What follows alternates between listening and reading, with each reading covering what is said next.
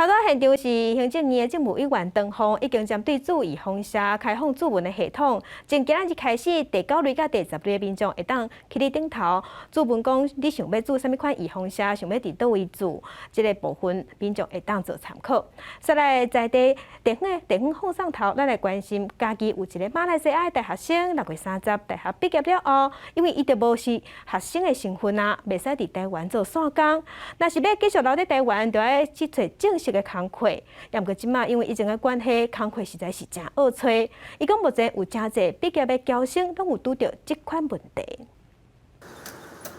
伫家己做线工的外籍大学生毕业了后，照规定就袂使搁做线工。家己大学即名外籍侨生即马就拄到无钱通转去，留伫台湾搁找无头路的问题。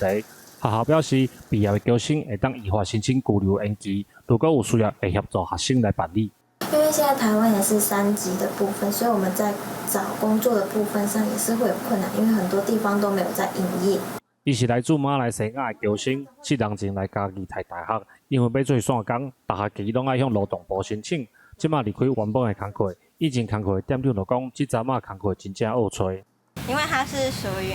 外籍侨生的部分，所以在找工作上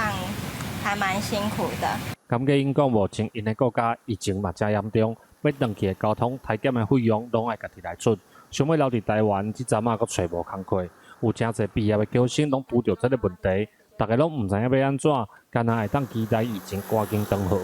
记者林慧婷，家己报道。